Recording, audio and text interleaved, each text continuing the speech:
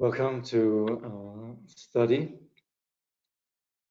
of Omniscient Jigme Lingpa's Treasury of Precious Qualities. There's somebody who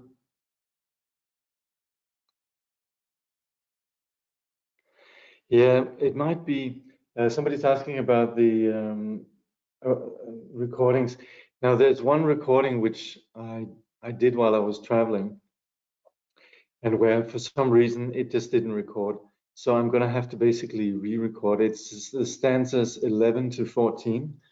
And I'll just go over them again, record them and upload them. So they should be in the Dropbox. So I hope that's what you're thinking of.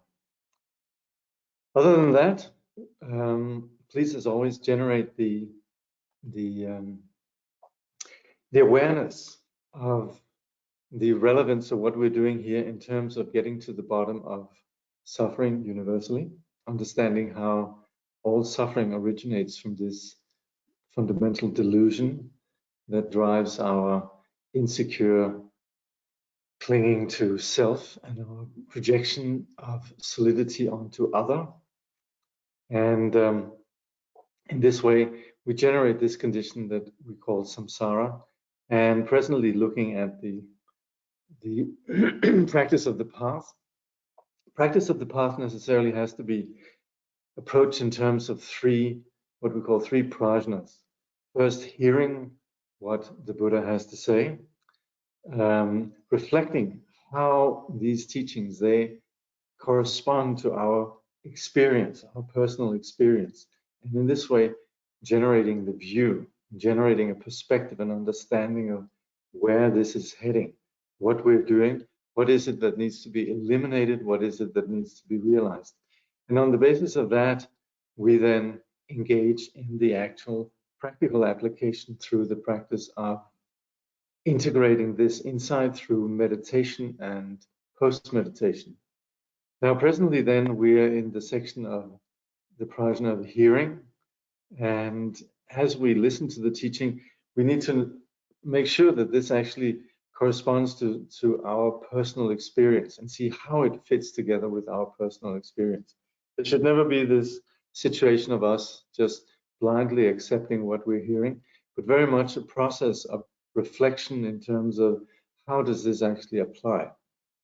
So we're presently in the chapter on bodhicitta, and particularly in the section of bodhicitta, we're then looking at what we call the seven branches, which is familiar material for many of us who do Vajrayana liturgy or liturgies in general. These are then the practices of homage, offering, what we then refer to sometimes as confession, but which we also could refer to as parting ways with neurotic action, and then rejoicing, which is where we are now, and this is then followed also by requesting the teachings, requesting the teachers not to pass away, and dedication. So presently then, in terms of rejoicing, then Jigme Lingpa, he writes, to gather others' virtue for oneself by just a single thought, untroubled by fatigue. The only way is to rejoice in it. One gains it for oneself as though one were a thief. Now, this is because this is what we justifiably could call the lazy person's way to enlightenment. Because simply by just being delighted that others are engaging in what is constructive, virtuous, however it might play out, rejoicing in that, we actually share in this. So that's where this stands as the antidote to jealousy, where we look at others, compare ourselves, and feeling insecure. Then we actually aggravate our insecurity through our jealousy, our sort of resentment. Others seem to be doing better than we are. Damn it, that sort of thing. And that's where we actually diminish ourselves. The moment that we see greatness in others and we rejoice in that, then we actually partake. That same greatness is experienced within ourselves. So this is this tremendous value of what we call rejoicing. So Kangyur Rinpoche comments, rejoicing is the only method whereby one can instantaneously appropriate all the good qualities and wholesome actions of the Buddhas, Bodhisattvas, Shravakas, Pratyeki Buddhas, and ordinary beings, stealing it like a robber. It is accomplished by a single perfect thought, without having to exhaust oneself in the accumulation of merit. So again, in that single moment of just rejoicing in others, there's greatness. There's nothing more pathetic and small, like when we're jealous, and particularly in terms of the spiritual path and so forth. If we're engaging on the path to enlightenment, which is about relinquishing the pettiness of our, or you could say the narrowness of the ignorance of our ordinary habitual patterning, if that's what we're relinquishing, and we then see greatness in others and we resent it, well, we're consolidating our own pettiness. Whereas opposite, if there's this seeing greatness in others and feeling great about it, well, that's tapping into and aligning ourselves with that greatness. So we have that greatness, we find that greatness within ourselves. So there's some commentary here. Let's see, yeah, I think from Kangyur Rinpoche. Yeah, where he says, rejoicing is the antidote to jealousy. Jealousy is a feeling of displeasure at the prospect of another person's good qualities and actions, and a feeling of satisfaction when others are seen to act wrongly or break their discipline. So this, of course, this comes a lot from a culture in which there is then a spiritual practice where people then abide by particular discipline and so forth. And there could very well emerge this sort of sense of competitive comparing oneself to others. However, he says such thoughts, besides being utterly futile, are highly reprehensible. Jealous people are an embarrassment to holy beings and an object of contempt for the powers of good. So again, this is where this jealousy is the exact opposite of what we're intending with the path.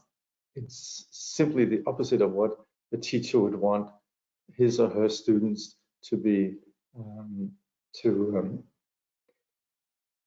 develop.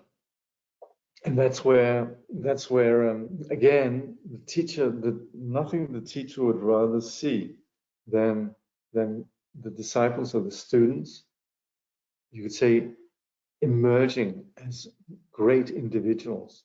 And for a teacher then to see the students sort of becoming sort of caught up in this kind of pettiness is an embarrassment. It's sort of this is clearly the Dharma is not working. Can we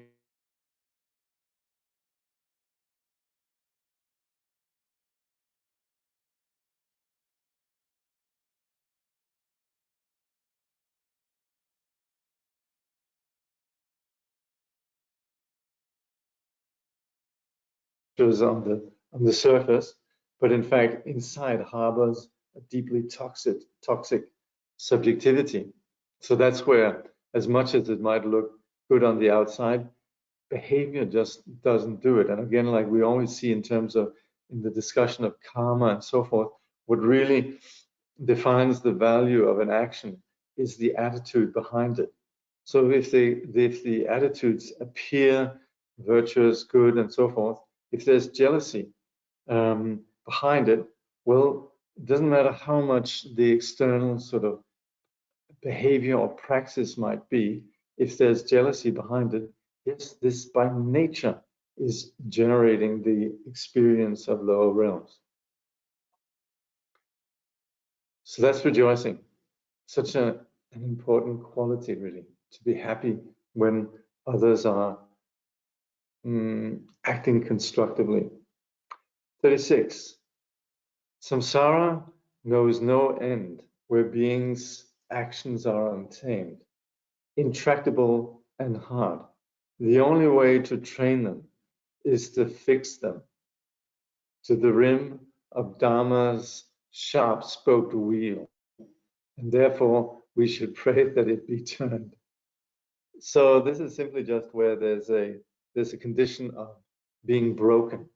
It's interesting that the Sanskrit term dukkha, or how it's classically sort of described, is actually it's a wheel that's broken. So you have a cart where there's 4 wheels, but one wheel is broken. And you can imagine what it's like driving in a cart like that. That's the classical example or metaphor for the condition of suffering. And that's simply what the condition of sentient beings are, that they're broken. They need to be fixed. And that's where, again, the remedy, of course, is then the teaching. The course of remedy is the healing through the practice of the path. So that's where, for that to actually take place, there has to be teachings. And that's where then the 5th one is requesting teachings. Kangyur Rinpoche comments, in samsara, rhetorically described as endless, beings abandon themselves to wrongful actions, and their wickedness is not restrained by antidotes. So this is something that we very often see described, for example, from His Holiness the Dalai Lama when he teaches, or others. They will identify how, when wild sentient beings, they wish for happiness. Everybody wishes for happiness, and that, you could say, in itself is an expression of Buddha nature. There's the sanity of wanting happiness, yet there's the confusion that drives sentient beings to continually perpetuate the causes of suffering. So that's where we would say the intention and the actions, they stand in opposition. Sentient beings wish for happiness, and yet they create their own suffering. So that kind of wickedness, it's not in any way challenged. It goes unchallenged, it goes unrestrained. And as such, then, within this confused condition, sentient beings act in confused ways.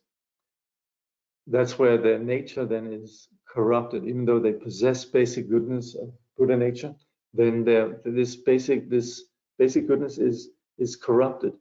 And that's where Kangyur Rinpoche says, they are not by nature inclined to harmony, but are corrupt and deceitful. When it comes to the practice of generosity for the Dharma's sake, they are hard, like walls of steel. And that's again where we can see within cultures where there is an awareness of what really are the conditions for freedom, for awakening, namely the Dharma, and where there's a possibility of connecting with the Dharma just for ordinary persons, just through generosity. That's where then there is basic to this confused condition, this resistance, being hard like walls of steel. So this, of course, is not the case with everyone, but this does happen. Kangyur Rinpoche says, through habit, they are apt to evil, and their inclinations to vice is as strong as adamant. So again, driven by confusion, sentient beings just drive their own suffering. Destitute of the wish to free themselves from samsara, their minds are as though parched and desiccated. So again, when there's not really any vision, and of course this applies in Buddhist cultures, but even more in non-Buddhist cultures, where there's not even the notion or example or vision of something that could be beyond the ordinary, you could say, common denominator of ego, the ordinary situation of simply just selfishness. So that's where there's minds which completely lack this kind of richness of vision. Kangyur Rinpoche say, they are barren land, incapable of bringing forth a harvest of virtue. Apart from the sacred Dharma, nothing has the power enough to tame them. With this in mind, the disciples supplicate the Buddhas and Bodhisattvas to turn the wheel of the teaching in ways attuned to the different aptitudes of beings. Indeed, the wheel of Dharma has 3 levels. These are the 3 trainings set forth in the Tripitaka with its expedient and definitive teachings, which are remedies for the 3 poisons. So then these 3 trainings, the 3 levels of the Dharma chakra, is then discipline, meditation, and wisdom or prajna. Moreover, the sharp spokes of the Dharma wheel sever the conception of I and mine, the 2 kinds of obscurations and their accompanying tendencies. So that's where, again, the Dharma wheel turning is something that puts an end to this condition of confusion. And that's again where it says here, and fix practitioners to the rim of high rebirth and ultimate excellence of enlightenment, so that they cannot fall off. So this is then what the purpose of the teaching is then to enable sentient beings to achieve high rebirth, meaning just temporary happiness within samsara, yes, still within confusion, but nevertheless a condition in which there's little suffering. And then ultimate freedom, the ultimate excellence of enlightenment. What is it again? Tori and Melek, I think it is. Anyway, 37, which is then requesting that the great teachers don't pass into nirvana. Forsaken by the Buddhas and their bodhisattva heirs, beings would be bound in their predicament of misery. Offer all you have, therefore, beseeching the enlightened beings not to pass into nirvana, but to stay upon their thrones. So that's where then Kangyur Rinpoche comments, if it were to happen that the Buddhas and their bodhisattva children dwelling in the infinite universes of the 10 directions withdrew into nirvana, we would be cut off from the means to liberation. We would be unable to distinguish virtue from non-virtue and to identify the authentic path. So that's where, in the absence of awakened individuals, then you could say beings, and we can talk about cultures, societies, and so forth. We can apply sort of a general analysis of the civilizations that we encounter. And we can see when there's nobody that's enlightened, there's a profound lack of vision, a profound lack of ability to simply create the conditions for happiness. So this we can see universally within our own world. Kangyur Rinpoche says we would be unable to distinguish virtue from non-virtue and to identify the authentic path. We would be sunk in misery, the result of our evil actions, and we would never be able to free ourselves from it. With this understanding, a plea is made that the Buddhas might live, that their lotus feet might remain upon the diamond throne for an ocean of kalpas, and they might not pass into nirvana. So that's where we understand the need for guides, the need for awakened persons. But when we request this, and of course here we're using a particular poetic languages, we talk about that their lotus feet might remain. That when we request someone's lotus feet to remain, or when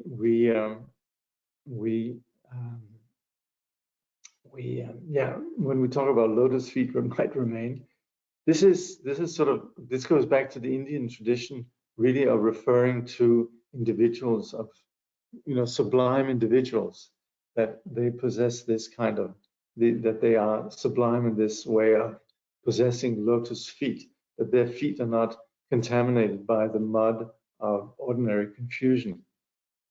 And this is also where you see in Indian cultures, for example, when there's a sublime individual, then you would honor them actually by either touching your forehead to the feet or touching their feet and then touching your own forehead as a gesture of respect. So there's so much, you could say there's a lot of gestures associated with this notion of the lotus feet, that it's something that we would say also we would place their lotus feet on the crown of our head. So this is this is sort of a classical Indian and Tibetan way of expressing, of gesture. But we can see also but beyond the gesture, also what's really behind it is this profound degree of appreciation for the guide. It's not just that the guide is there as somebody who's got a great idea, and so you just sort of like, okay, what's the solution here? And then, oh yeah, okay. It's not like that. In the case of relating to a guide, this kind of spiritual guide, then there's the understanding that this cannot be assimilated merely as information. It has to come on the basis of a profound respect. The term devotion again, which in its Tibetan is murgu, is interested humility. And interest because it has relevance for us, humility because there's a notion that we can learn. So when there is this situation of such tremendous openness, then yes, that's where we then relate to such persons as possessing lotus feet. And also the diamond throne, which means the enlightened condition, that they might remain as manifest embodiments. Diamond throne is also a term for Bodhgaya, the place where the Buddhas attain enlightenment. And it simply just means that we have somebody who's a sublime embodiment of enlightenment. We request them to remain. Now, when we say for an ocean of kalpas, that means just for all infinitude, really. And it means simply just please stay, don't pass away, don't die. And that's where also in the tradition there's the lineage, there's very much the practice of supplicating the teachers to not pass into nirvana. And at that point, we will make the supplication, may you remain for, you know, an ocean of kalpas, may you remain for 100 kalpas, and so forth. Of course, there's a sort of probably a very clear awareness that that's not going to happen. But the thing is, you know, you place your order as high as possible, and you could say that paves the way for possibly the teacher then abiding for a longer time. Particularly then there is the request that the teachers not pass into nirvana, that they don't, you could say, go beyond this world. So Kangyur Rinpoche then continues to support this supplication. The request is made, accompanied by an offering of everything one possesses, including all one's merit and even one's body. Again, this is where, with the profound recognition of the value of the teacher, then there is not holding back in any way. And actually, this practice of giving everything one possesses, this actually takes place. And one of my teachers in his lifetime has, I think, on 3 occasions, given simply everything that he possessed, given this to his teachers, holding nothing back. And this, of course, also includes thinking, may whatever good I have, may this be, you could say, may this support the request, and even one's own body. So there's no, you could say, there's no holding back in any way. So that kind of greatness, again, accompanies this request that the enlightened beings should not pass into nirvana. 38, dedication of merit. Precarious are the virtuous deeds performed within the view of self. High status in samsara is attained, but weeping follows after. To dedicate such acts to Buddhahood effects a gold-producing alchemy, a method other teachers have not taught. So as long as if we're doing something that's virtuous, constructive, but then we're thinking, ah, yes, I've done something really great, then there's still this notion of self, the self-centering, which is really the core of suffering, remains. It might be that yes, definitely, generosity practiced, however it might be, always has a good result. But it's something that exhausts as long as it still is associated with and even consolidates this view of a self. So that's where what we'd want to do is combine what we call the two accumulations, which is, on one hand, there's the merit, which might be generosity or whatever, and then also wisdom that is free from this notion of self. So that's where we very often see in the literature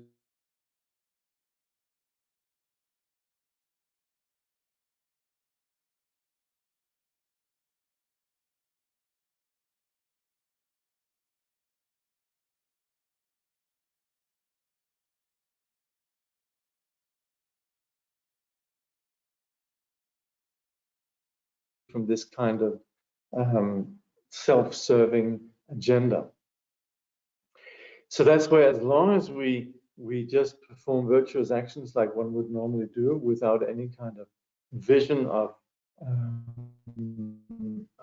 emptiness, of no self, then eventually the results simply just exhaust. So that's where it's far greater when the whatever virtue we might do, it's dedicated to perfect enlightenment, free from the ordinary agendas of self.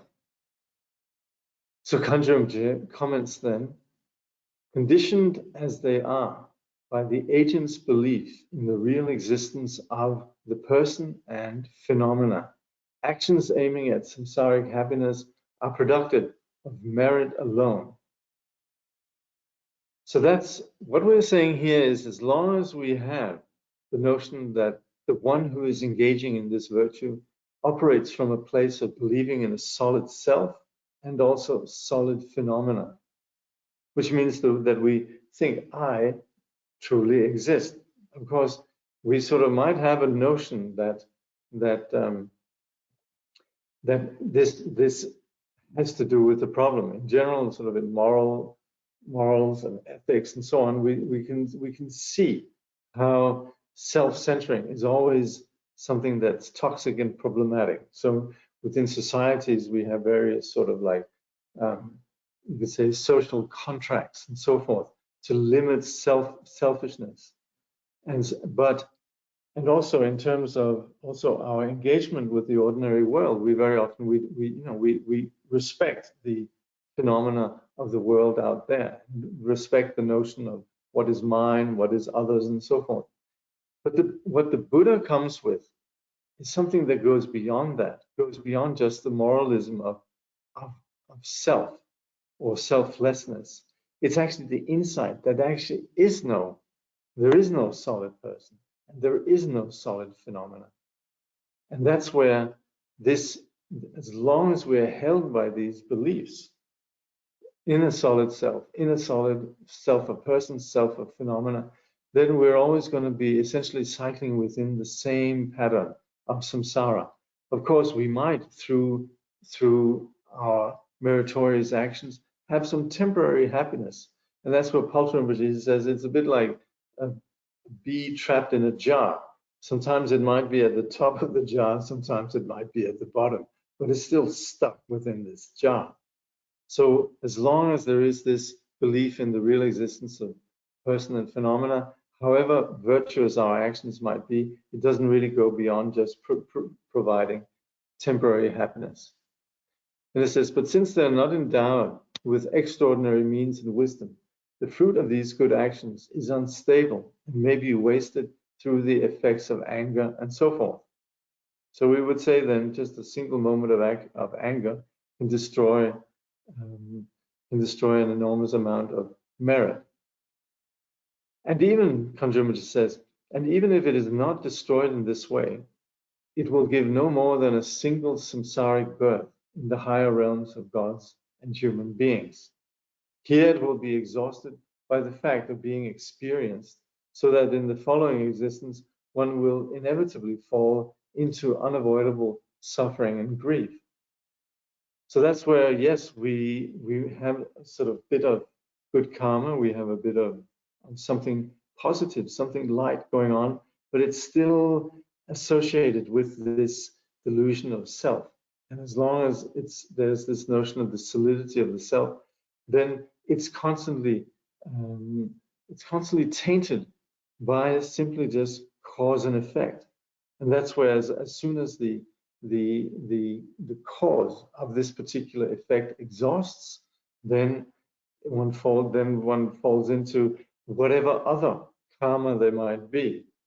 So it could be that once one effect exhausts, yes, then maybe there happens to be some other good karma that's there, but also by the sheer nature of samsara, which is predominantly ruled by ego, by ignorance and self, then there is the likelihood of the exhaustion of good karma being followed by suffering, negative karma. Bearing this in mind, we should consider all phenomena as illusory. That's where then we're considering here the actual nature of phenomena. We're not just thinking, oh yeah, well let's just imagine that it's all just an illusion. This is based on us actually analyzing and establishing with certainty, yes, phenomena do not possess any inherent true existence. And this we don't just believe in, but we do this on the basis of analysis and seeing actually phenomena are conditioned. As such, they don't exist unconditionally. And that's where we see there is appearance, there is the perceptions, yes, but they are also empty. And as with such, we have these empty appearances, these empty perceptions. And that's where we would say phenomena are illusory. And then Kangyur Rinpoche says, and we should dedicate, in a way free from duality, all our positive actions, the root of merit accumulated in the past, present, and future, for the sake of the enlightenment of all beings. So knowing that whatever we're generating in terms of actions, perceptions, and so forth, they ultimately don't take place anywhere except just within the realm of our mind. And ultimately, the notion of subject and object, the action, the actor, and so forth, all of these are just constructs, artificial constructs. So being free from these delusional projections, then we think whatever good it is that we have done within this cycle of illusory actions, whatever good there is in that, we, rather than fixate on it and hold it for something that we want to serve for ourselves, we say, may this benefit others. And that's where we then dedicate at the end. Through this merit, may all attain omniscience. So, Kangyur Rinpoche in the comments, this kind of dedication acts like an alchemical process, transmuting base metal into gold. So as ordinary beings, we are actually embracing greatness. So even though we might, what is it Trungpa Rinpoche says, small people with a vast vision. This is in the work we were recently studying called the Glimpses of the Profound. And in there, Trungpa Rinpoche talks about how, yes, he calls us small people with vast vision. And that is exactly what we're talking about here in terms of this alchemical process. That, yes, we might be an ordinary persons, but the moment that we conceive of such greatness, that whatever good there is, it's not all about me, but rather it's something we give away. By that gesture, or that attitude, there's already the conditions for greatness. There's already the conditions for gold. So, Kangyur Rinpoche says, with such an appreciation, our merit will convey us to enlightenment. This is an extraordinary teaching, expressive of the skillful means of the enlightened one, and is unknown outside the Buddha Dharma. Let's see what.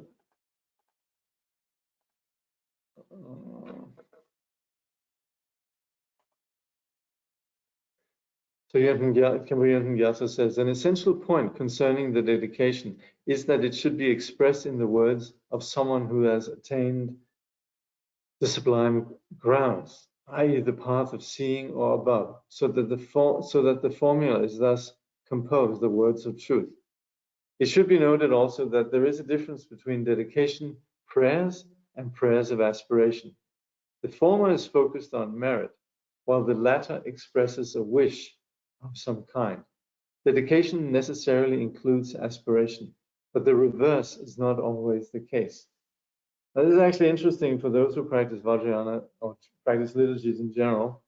First of all, yes, there's a lot of value in the chanting of the the words written by sublime beings. It's so often why we have these liturgies that come about from either from the words of the Buddha or from great masters like Nagarjuna or treasure teachings and so forth, that the words themselves possess tremendous power because they're written down by sublime individuals.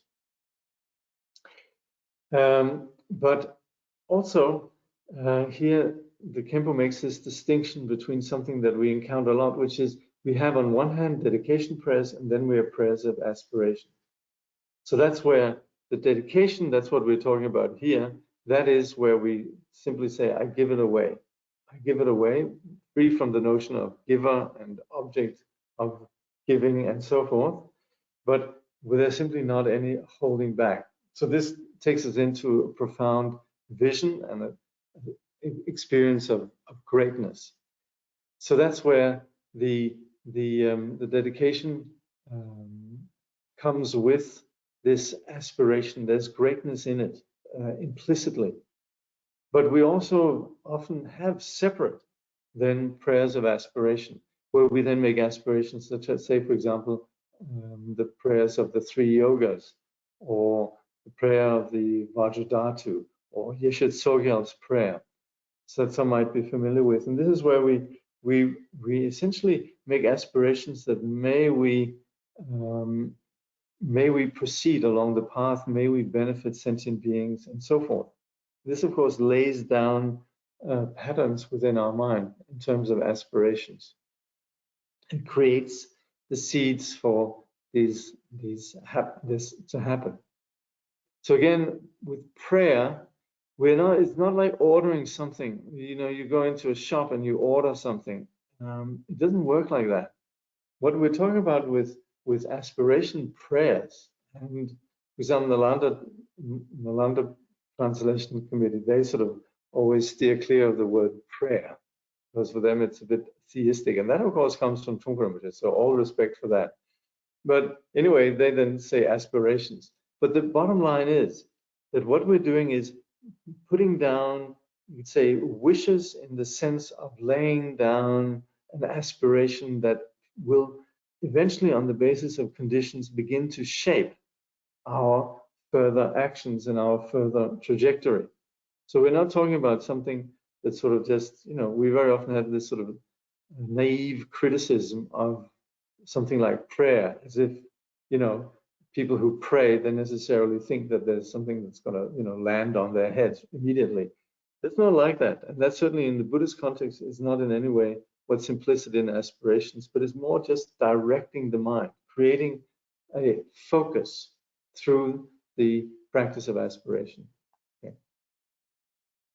So then quoting the Sagaramati Paripricha Sutra, it said, as when a drop of water falls into the sea and will not dry until the sea itself runs dry, so merit, pledged to gain enlightenment, is not consumed till Buddhahood is gained.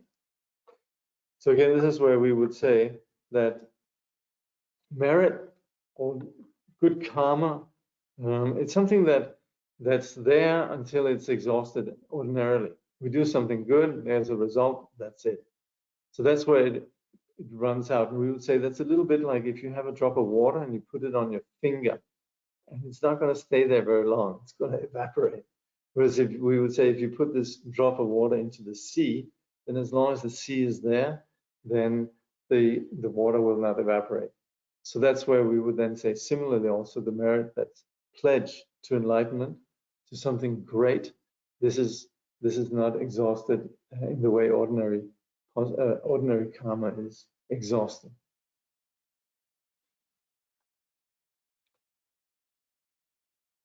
Okay. I hope the sound is all right. Somebody is having some sound issues. I hope it's generally working out for everybody else. Okay, 39 and 40.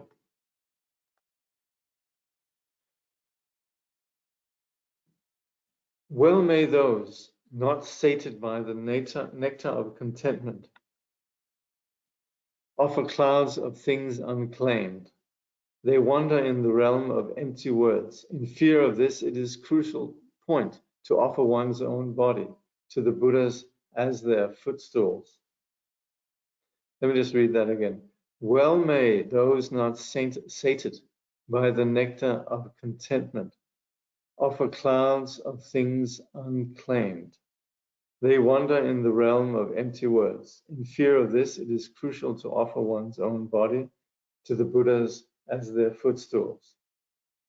So I guess what is being said here, and this is where I have to honor the Padmakara translation committee, because their English is really beautiful. And as you know, I'm not a native English speaker, so sometimes sort of the beauty of the language is a little bit lost on me. Well may those not sated by the nectar of contentment offer clouds of things unclaimed. Well, I guess it means that we're talking about empty words. And I guess as the opposite of that is then to actually effectively offer one's body. Anyway, this will probably be clarified in the commentary. Then Jigme Lingpa writes, so those who pledge themselves to service of the triple gem resemble lovely springtime flowers sheltered in cool shade. Before them even dreadful Yama smooths his frowns. The value of such service is unlimited. Okay.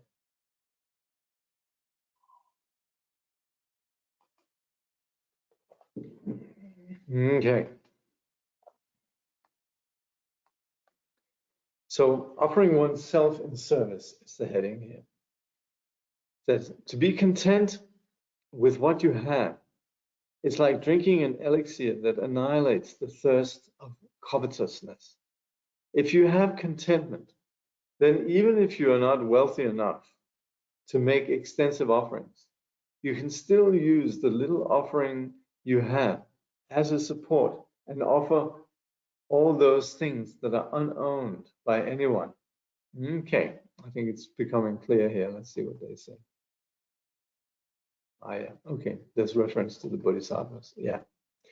You can also imagine things and offer those.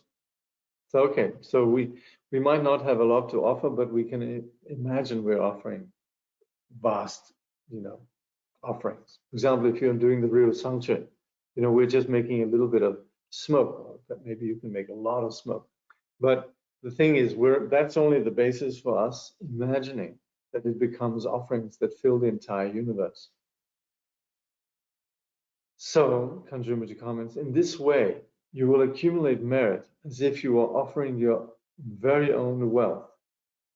On the other hand, if you're not content with bare necessities and are constantly striving to increase your possessions, and if you're tight-fisted and unable to make offerings from what you own, then no matter how elaborate your words of imagined oblation might be, everything unclaimed in the realms of gods, nagas, and humans, etc., it will be nothing but empty talk.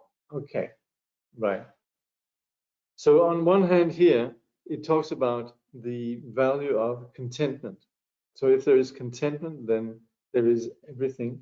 If one, nevertheless, or rather, if one might be wealthy but doesn't possess contentment, and there's sort of the worry that one might sort of lose something, then even though one might be chanting all these beautiful liturgies of offerings or might make gestures and so forth, it just remains empty talk.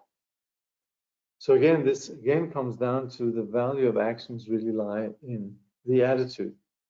Kangyur Rinpoche says, your offering will be without substance and will amount to lying. Apprehensive of the fact that you could easily find yourself doing this, you should offer even your own body as the seat or servant for those to whom the offerings are made. So basically, we're not holding back in any way, even our most precious possession, which is our body. This we offer. Kangyur Rinpoche says, it is very important to be constant and diligent in the offering of your body to the Buddhas and Bodhisattvas. The reason for this is that people who really do pledge themselves to the service of the three jewels will be sheltered in the cool shade of their compassion, as though sheltered from the hot sun beneath a leafy tree covered with flowers. So those who have dedicated themselves to truth and the path of truth, and engage with those traveling the path to truth, what we then refer to as the three jewels, those such persons, they somehow invoke, you could say, the power of the force of goodness. You could say they're in touch, in some way they're intrinsically in touch with the underlying nature of truth. People who are committed to the three jewels will be shielded from suffering and will live prosperously. So this is where when we read something like this, it's important that we don't just read it as some religious statement, partial to Buddhists. If you're with us, everything good will happen. But rather that we, particularly as modern rational persons, that we understand what we mean with that. What we mean with the three jewels is that we are dedicated to, you could say, honesty, to truth, to being in concordance with the way phenomena is. That's what's implicit in being committed to the three jewels. We're committed to the Buddha as the expression of complete awakening, and the Dharma and the Sangha is associated with that. And as such, then, the nature of suffering is less bound to there'll be less, the causes of suffering have been eliminated or are being eliminated. And as such also, there's on one hand absence of suffering, and also the conditions for prosperity. And this then continues. This is something that happens particularly in the mind. So this is something that also goes beyond just this conditioned situation with our present body. Kangyur Rinpoche says, at death, they will be led to pure lands by Buddhas and Bodhisattvas. Meaning at that point, then, there will be all the conditions present for continuing this experience. And that's where we would say Buddhas and Bodhisattvas, on the basis of their aspiration and their power, can manifest then places that Nirmanakaya realms that individuals can then take rebirth in. Of course, if it's in the case of great yogis and so forth, then they themselves will be freed in their pure phenomena, which is then the pure lands of the Sambhogakaya. And of course, the sublime beings, they will be liberated in the Dharmakaya. But anyway, on the basis of this connection with truth, then this provides temporary well-being, and also ultimately beyond this life connection with awakening. And then it says, and if because of bad karma and loose discipline, they must confront the cruel messengers of Yama, the memory of the three jewels will free them from fear, and the terrible visions will melt away. This shows how meaningful such a commitment is. So of course, when we pass away, then our psychological, you could say, or everything we carry within our consciousness manifests. And that's where we talk about visions that happen after death.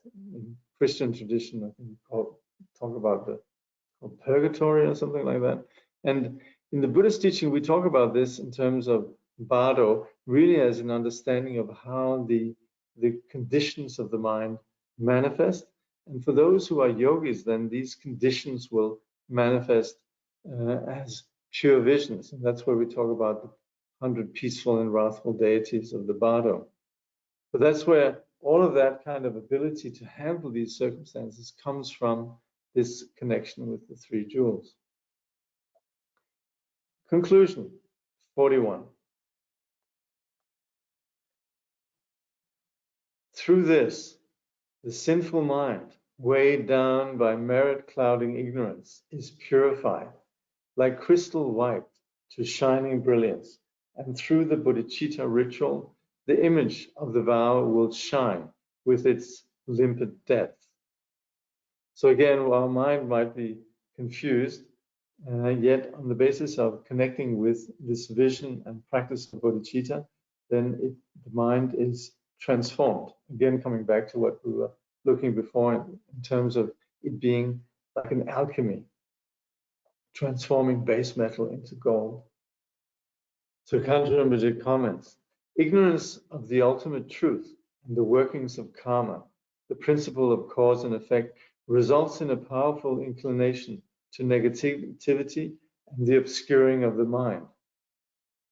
So this is what the condition of the ordinary mind.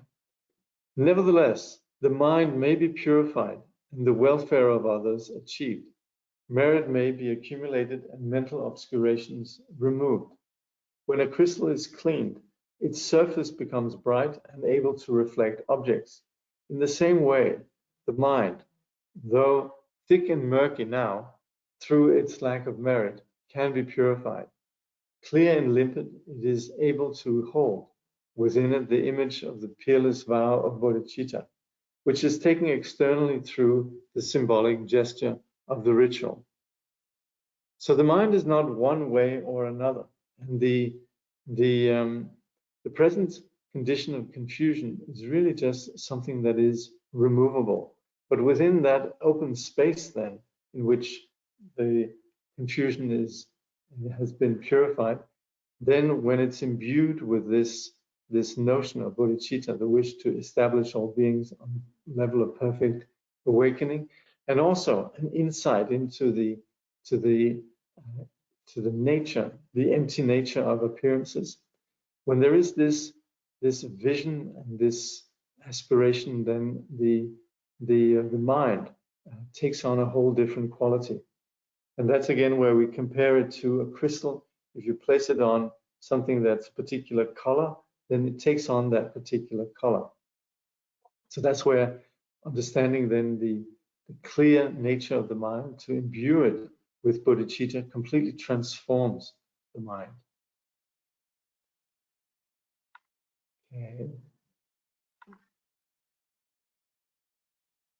Okay. 42 and 43. Those grievously afflicted by the plague of suffering, who fall into the chasm of unnumbered faults, are not relieved by common healers. To the Buddhas, the supreme physicians, let them go for refuge. Wherever there is true devotion, there the Buddhas come, the supreme teachers who embrace the world of beings in their minds, and there they stay, resplendent, beautiful, amid the hosts of bodhisattvas of the Mahayana. So that's where the ordinary condition of samsara can't be healed by just external remedies, but necessarily needs to be approached from the principle of truth. And that's where then the Buddhas, when there is the openness towards truth, the aspiration to go beyond the causes of suffering, then the Buddhas will be there.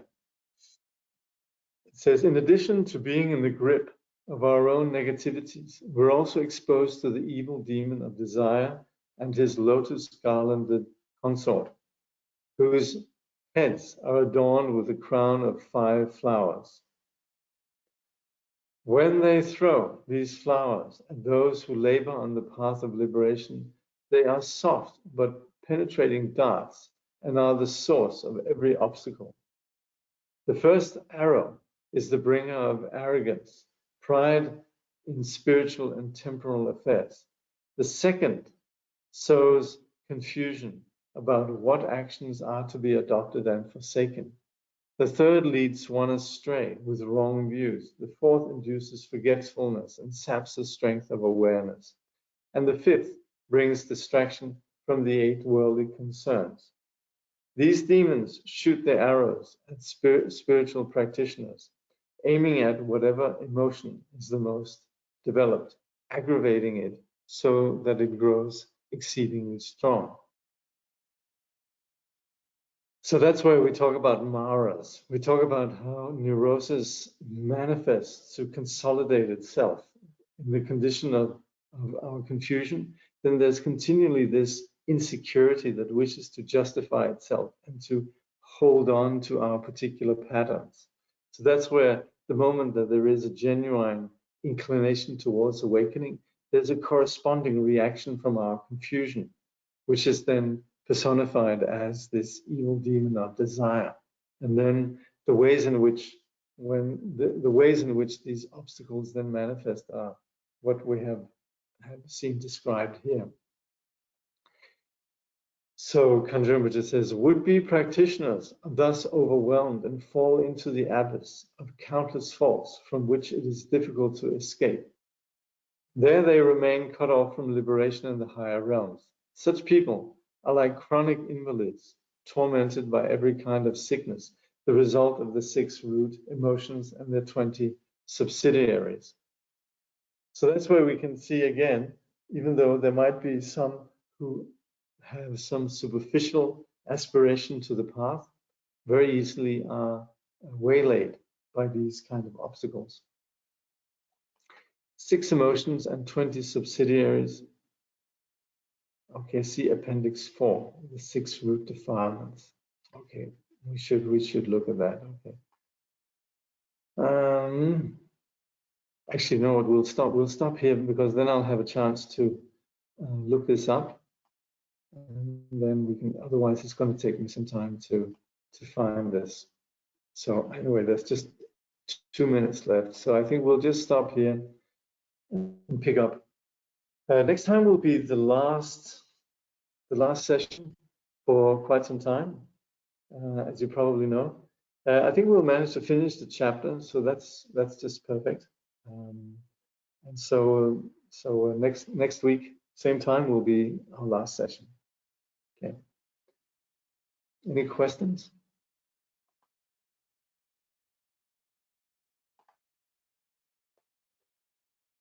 Okay. Yeah, it'll be last for a while. Yeah. I'm taking a break. So you'll have a break from me. You'll have some quiet. You'll have time to go over what we've studied.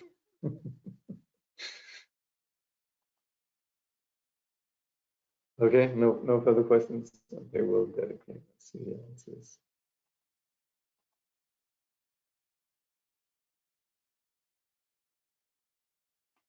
All right.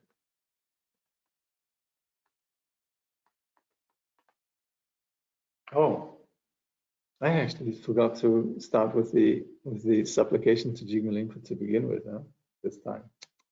Okay, we'll chant that now anyway. The source of love and compassion for all beings who know all that is knowable, emanation of Longchenpa, heir to a treasury of mind talents, skylight yogin of the vast expanse of luminosity, Jigme Lingpa, at your feet we pray. Through all our births, wherever we may be born, may we be endowed with the 7 good qualities of the higher realms. As soon as we're born, may we meet with the Dharma and have the freedom to practice it properly. At that time, may we please the holy gurus and practice the Dharma throughout the day and night. Realizing the Dharma and accomplishing its essential meaning, may we cross the ocean of existence in that light.